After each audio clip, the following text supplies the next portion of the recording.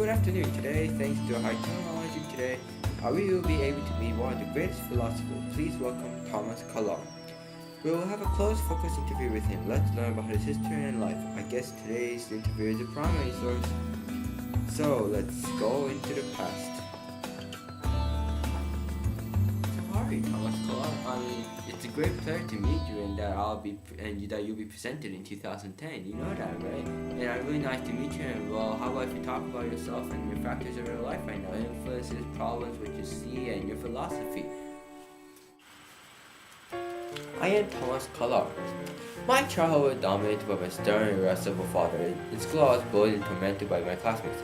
Teachers favored me and made my friends jealous and bullying me. Even more. I learned to defend myself through using hostile language, verbally, and read more. Family's strong belief in Calvinism influenced me a lot. I suffered dystocia, which was a torment, resulting in my Roger Root fabric philosophy. German transcendentalism of which affected me. More alone and irate, introduced to my wife Jane Wells, was the only companion. Hard times, little money, no special credit, fight with my family, financial problems, and death of dad and wife. Faced many failures, I was a recluse in an isolated life. So was that just your influences? And so could you proceed more actually? Then what happened in the university? Could you also elaborate on anything and explain one of your philosophies? In the University of Edinburgh, I lost my Christian faith due to combination of religious temperament. Suffered intense crisis of faith and conversion, I established that the basis of common belief and faith are empty, that men are locked into hollow forms and satiated by vacacious pleasures and certainties.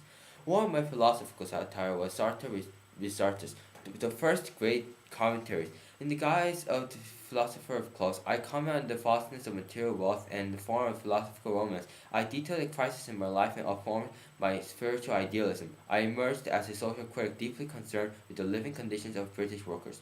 I moved more away from democratic ideas. Chartism on heroes past and present and Comer all developed my thesis that the people need a strong, worthless ruler and should obey him.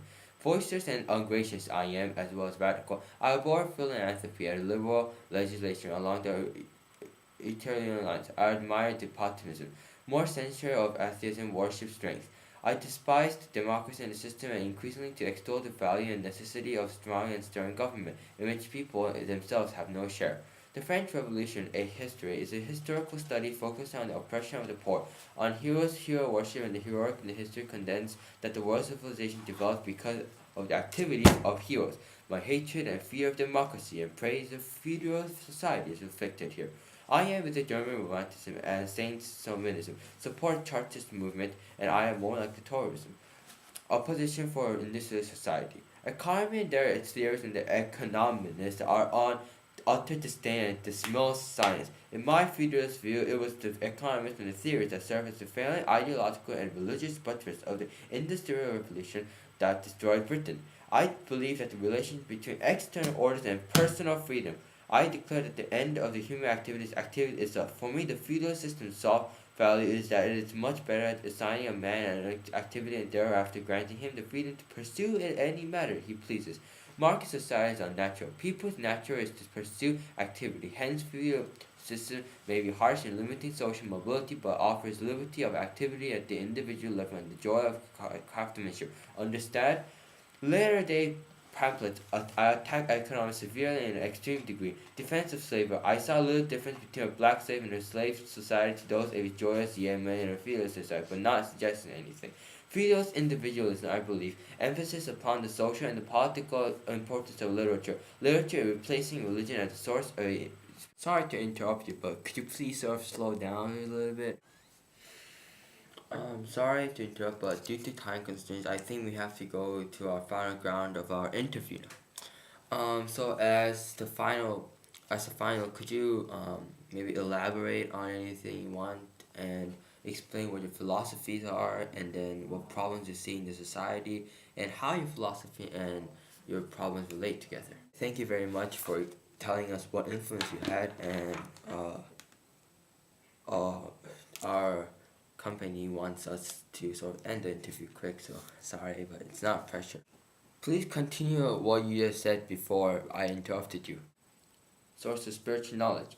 I satirize the absurdity of life, revealing in profound turn from the revelation to acceptance. I used examples of great men to support my philosophy. I spoke of the chaos in society and its demands that heroes take control, that society loses its humanity when ideological formulae, rights, and laws are applied. The universe is a construct that isn't the right only to be strong. For me, the monastic community was unified by human and spiritual values. Instead of culture divided in personal and economic forces and abstract theories of human rights and natural laws, my idea was that the branch in the creation of socialism and fascism.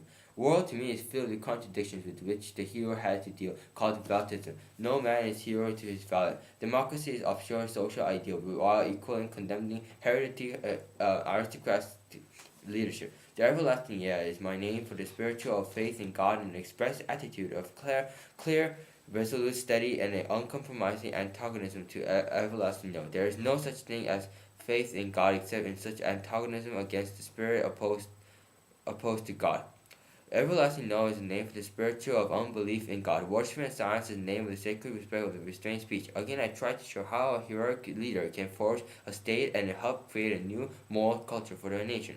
I attempted to reconcile romantic affirmations of feeling and freedom with respect for historical and political fact. A revolution leader of spirit.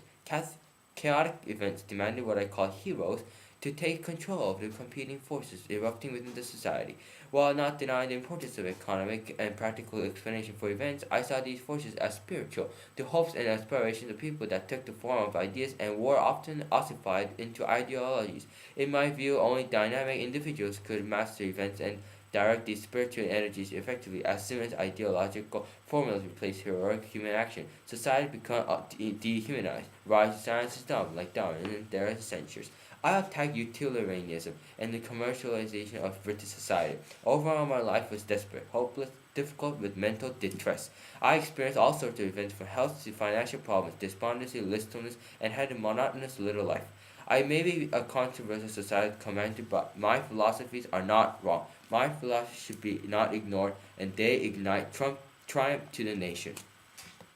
That was just a lot of information that you gave me, and I truly appreciate how you offer your time to have a little interview with me, and thank you very much. There seems to be many similarities with Karl Marx and Smith and Dickinson's philosophy, but I guess Thomas Carlyle, and so let's thank him once more, and next time you'll meet Charles Darwin.